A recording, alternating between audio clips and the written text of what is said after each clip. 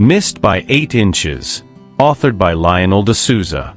This is one such tale, a saga of two friends from a remote Indian town, whose journey takes them far beyond the familiar, into the very heart of a war zone, managing the facilities of the U.S. Army in war zones. The narrative centers around the tragic demise of one friend, with the other wrongfully accused of leading him into the war zone, resulting in his untimely death and being unjustly labeled. This is not just a story of loss and accusation, but a testament to the unyielding strength of friendship. It is about the kind of bond that endures the harshest of realities, supports and uplifts even in the face of adversity. This tale is a tribute to the moments of solidarity, the laughter shared in brief respites from danger, and the memories that become lifelines in the darkest of times. It is dedicated to all those who work in war zones without any weapons to defend themselves, to the army contractors who sacrifice their lives to the tough jobs at the war base, holding their hearts on a thread. It is for those unsung warriors, whose stories of valor and sacrifice often go untold. In the pages that follow, you will journey with these two friends through the trials and tribulations of war, witness the strength of their bond, and feel the weight of their sacrifices. This is their story, a story of friendship, courage, and the indomitable human spirit. Please watch the previous chapters to help better understand Chapter 3. A brief recap of Chapter 1 introduces the narrator and his 6 Indian colleagues working in Saudi Arabia. A cricket match in no man's land sets the tone for camaraderie, cultural clashes, and the narrator's bond with childhood friend Andrew. A brief recap of Chapter 2. A flashback to school days in India. The narrator and Andrew plan a prank that goes wrong. Andrew breaks their pact, foreshadowing future betrayals and the complexity of their friendship. We are now moving to Chapter 3, titled Entry to Saudi Arabia, from Missed by 8 Inches, authored by Lionel D'Souza. First time entering Saudi Arabia proved to be quite challenging. I had completed my graduate degree and a postgraduate diploma in finance. During my undergraduate studies, my father had arranged my departure with Uncle Hillary, agreeing on the terms of my employment package, accommodation, and vacation days without my input or acceptance. My friendship and closeness with Andrew remained intact, and I had made a commitment to assist him in going abroad once I settled there. My passport, which I had received in the 12th grade, was still unmarked with any stamps. In October 1997, I received the necessary documents to process my visa for Saudi Arabia, which required me to complete some paperwork and submit it to the consulate, as the visa was being issued by a refinery, AD 19. By November 1997, I underwent medical tests, which, to my discomfort, included providing a stool sample. In December 1997, I obtained my Saudi visa. Despite this, I wasn't particularly excited about the move, as I was quite content with my life in India. Beyond my education, I had learned to play 5 musical instruments, which not only served as a source of pocket money but sometimes a substantial income. I performed in bands, concerts, and various functions, earning payment for my music. If asked about my aspirations, I would have proudly declared, a musician.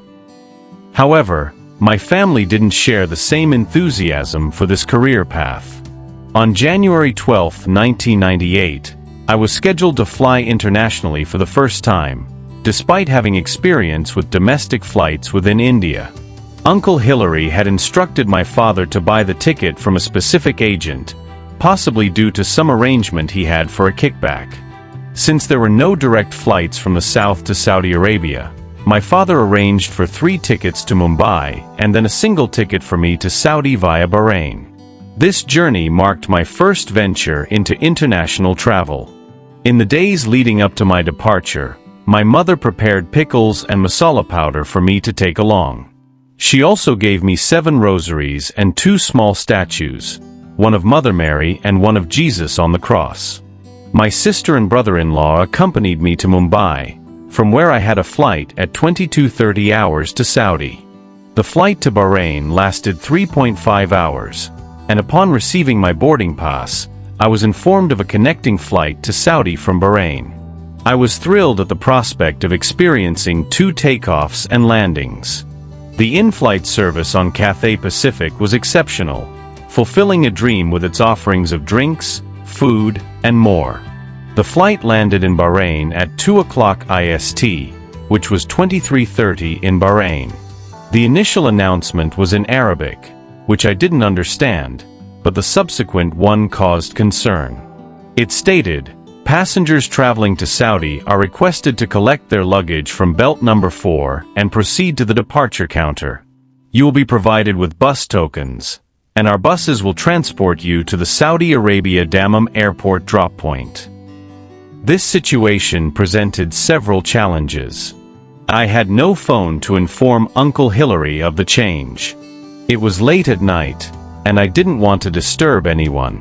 I was expecting someone to meet me at Dammam Airport, and the bus would only drop me at the drop point. I was disappointed to miss out on an additional takeoff and landing that I had anticipated. Lastly, I faced a language barrier. Most fellow passengers were Malayalam speakers who didn't understand my language or English, leaving me unable to communicate effectively. Despite the initial confusion, I managed to befriend an elderly gentleman upon disembarking the flight, who was from Maharashtra and spoke Hindi fluently. I followed him to the baggage belt, and fortunately, his luggage arrived within 5 minutes, but mine was among the last to appear. After collecting my bags, I looked for the old man, but he was nowhere to be found. Feeling a bit lost, I began inquiring about the bus service to Saudi. Amidst the chaos, I noticed a police officer near a counter, which was besieged by a crowd of over 100 people. It was then I realized that the airline might be running a routine operation, as the journey from Bahrain to Saudi by road is a mere 45 minutes, and it's common for passengers to be shuttled by coach to Saudi as part of the travel process. I made my way through the throng, presented my ticket and passport, and with the immigration formalities concluded, I now had 2 stamps in my pristine passport, one marking my departure from India and another for my entry into Bahrain. Subsequently, I was given a boarding pass for a bus, which to my amazement, was a lengthy and magnificent Mercedes-Benz with 10 wheels. Boarding the bus, I was filled with anticipation for the drive ahead, especially after overhearing conversations about the impending baggage check by Saudi customs after crossing the Bahrain border and the subsequent journey over the longest water bridge connecting Saudi and Bahrain. Filled with excitement, I secured a seat just behind the driver, and the bus embarked on its journey. After a brief 10-minute ride, we arrived at imposing gates. The driver, speaking in Arabic, made an announcement over the bus's announcement system instructing everyone to disembark and place their luggage through the Saudi customs scanner. I retrieved my luggage from the bus's cargo hold, carried it to the scanner, and placed it inside. A line formed as people waited to load their bags into the scanner and then stood on the opposite side to collect them. The area between the scanner's loading zone and the exit was concealed by dark tinted glass, obscuring the view of the interior and the ongoing activities. My luggage had entered the scanner, but unlike the others, it didn't reappear on the other side. As I watched bags that were loaded after mine come through, my own suitcase and cloth bag were nowhere to be seen. With each passing minute, my concern grew, mingling with the hope that perhaps they were merely delayed. An hour slipped by, and the rest of the passengers had reclaimed their bags and reboarded the bus, which was now ready to leave. I quickly approached the bus driver and explained, "My bags haven't come out yet, so please wait," in English. The driver replied in broken English, "Maybe drugs inside bag, so bag not come cannot wait," and he started the engine, indicating that I should wait. At 3 a.m., feeling uncertain and seeking assistance, I began speaking in both English and Hindi to those around me, explaining that my bags had yet to emerge, but my concerns were met with indifference. It seemed everyone harbored the same suspicion that my luggage contained drugs. In a bid for attention, I knocked on the black-tinted glass once, twice, thrice, but to no avail. Vehicles continued to arrive, have their baggage scanned, and then move on, while I stood there, helplessly waiting. As time dragged on, my initial mixed feelings slowly morphed into fear. As the early morning hours ticked by, I was engulfed in a whirlwind of thoughts. The grim tales of Gulf jails played on my mind, igniting fears of harsh punishments. Yet, amidst the anxiety, a rational voice reminded me that I was innocent, carrying no drugs. This brief reassurance was quickly overshadowed by a new wave of worry. The possibility of being framed weighed heavily on me. As the clock approached 5:30 a.m., I was still without answers, my bags, or anyone to converse with. Clad in a jumper, I was grateful for its warmth against the biting cold. I had noticed individuals from the scanner room stepping out for smoke breaks, but my attempts to engage them were met with disregard. With 6 a.m. nearing, I turned to the one constant in my life, God, and began reciting every prayer I knew. When I exhausted those, I crafted my own, blending Our Father with Hail Mary in a unique medley, hoping it might catch divine attention. I then embarked on a thorough confession, more comprehensive than any I'd made to a priest, even revisiting some sins repeatedly in my earnestness. Despite my fervent efforts, there was no response. It seemed God was preoccupied resting, or perhaps had grown weary of my pleas. By 8 a.m., the shift change was underway, and I observed the staff from the previous shift exiting the glass cabin, replaced by a new team that included women. The scanner room, which I had assumed housed no more than 5 people, was now bustling with about 30 individuals and 3 German shepherds, led by their handlers. Despite my attempts to communicate with the newcomers, my efforts were met with silence. Meanwhile, a lengthy line of vehicles had formed, awaiting their turn for scanning amidst the shift transition. Wearied by tension and fear, I remained at the spot where the bus had left me. Daylight had fully broken, yet I was at a loss for what to do next. A dog handler with his canine companion approached and stationed themselves near me. He appeared to be Indian, so seizing the opportunity, I introduced myself. I explained my predicament. Having arrived the previous night, my bags had vanished post-scanning. I asked if he could assist me. With a smile, he introduced himself as Ravikumar and mentioned he worked for Saudi Customs. He promised to inform his supervisor about my situation. Then, quite unexpectedly, he inquired if I was carrying drugs or weapons. I assured him that it was my first visit to Saudi and I had no such items. Ravikumar gave his word to speak with his supervisor and excused himself, despite being on duty, to pass on the information. The news of my absence has swiftly spread through my hometown, causing concern among my relatives and friends. Uncle Hillary, aware of my travel plans via bus from Bahrain to Saudi, had arranged for a driver to collect me from the Dammam bus drop-off point. When the driver didn't find me on the bus, he reported back to Uncle Hillary, who then contacted my parents with the distressing news that I had gone missing in Bahrain and had not arrived in Saudi as expected. After an hour, Ravikumar returned with a burly man sporting a completely shaved head, followed by an unleashed German shepherd that moved in silence. Ravikumar introduced the man as Mark G., his supervisor, and suggested I explain my situation to him. Meanwhile, the dog began to sniff me, starting from my shoes, moving up to my pants, waist, and then my shirt.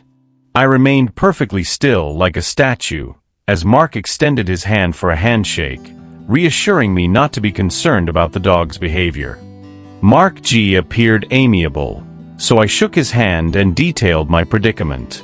He inquired about the contents of my bags, emphasizing the need for a thorough list. Handing me a piece of paper, he instructed me to itemize my belongings. I began to list them: 6 undergarments, 6 shirts, 3 t-shirts, 5 pants, 4 shorts, 1 pork masala powder, 6 rosaries, 2 statues of Mary and Jesus, 2 pork pickles. As I was still writing, Mark interjected, questioning whether I was aware of the prohibition against the last 4 items in Saudi Arabia. He explained the country's stringent religious observance and the seriousness of bringing such items. Meanwhile, Ravikumar couldn't help but smile and playfully remarked in Hindi, "Beta Thursday though faz gaya, son you are caught." Mark appeared to be genuinely concerned and was discreetly trying to assist me without implicating himself. He instructed me to stay put while he and his dog went inside, leaving Ravikumar to keep me company. As I watched the vehicles come and go, Mark returned an hour later with an elderly customs officer dressed in traditional white attire. The officer, a native Arab, conversed exclusively in Arabic with Mark.